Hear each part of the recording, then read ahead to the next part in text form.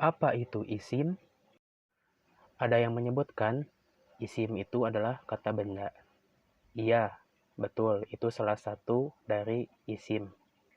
Terus, apa pengertian dari isim tersebut? Nah, kita akan jelaskannya di sini.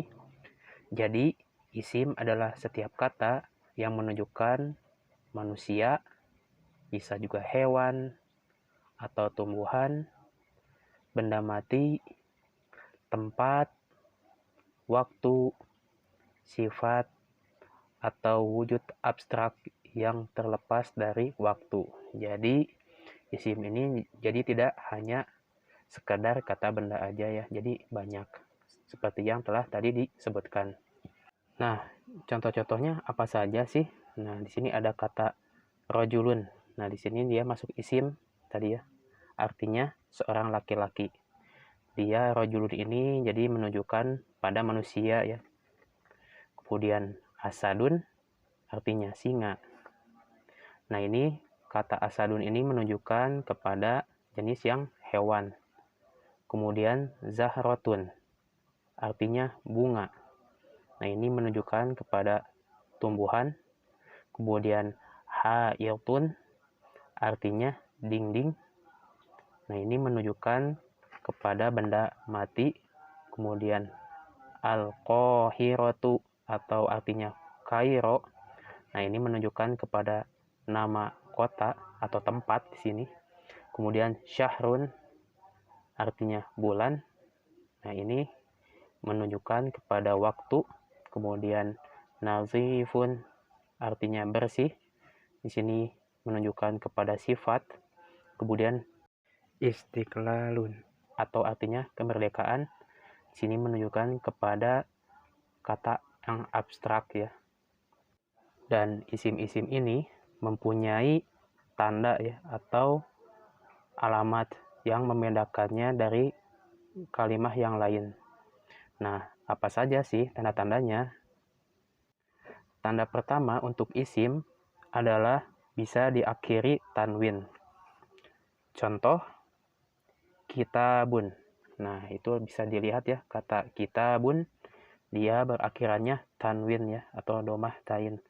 Atau juga rojulun. Nah, itu juga sama dia, berarti termasuk tanda isim.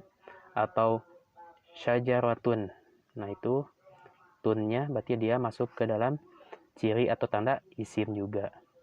Dan ciri yang kedua dari isim adalah bisa diawali huruf alif lam ya, atau al di sini. Contohnya apa? Misalnya asyajaratu.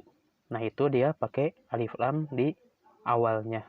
Berarti dia termasuk dalam tanda isim. Atau juga contoh yang lain adalah al-kitabu. Nah, itu juga sama ya, dia berawalan alif lam. Kemudian ar-rajulu. Nah, itu juga sama ya, dia ada diawali dengan alif lam.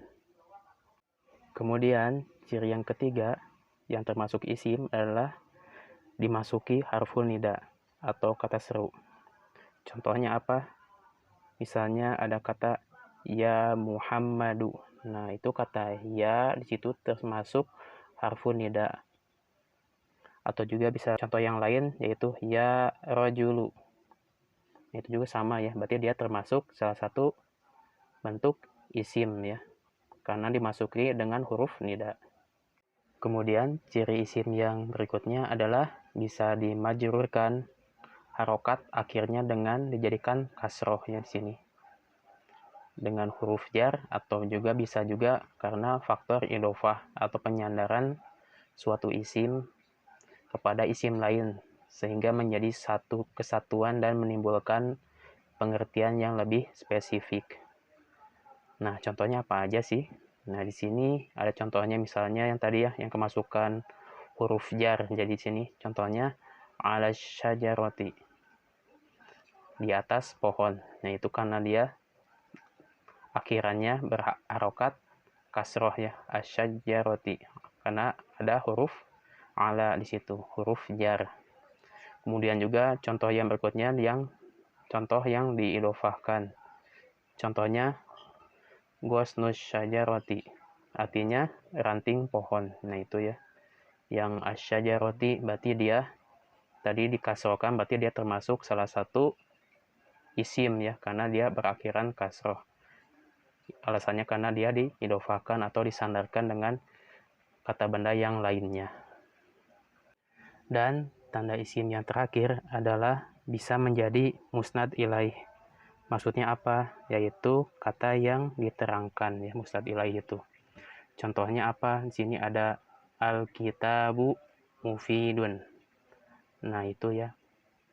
Kata al-kitabu seperti yang tadi telah dijelaskan sebelumnya, dia ada alif lam di awalnya, kemudian ada mufidun.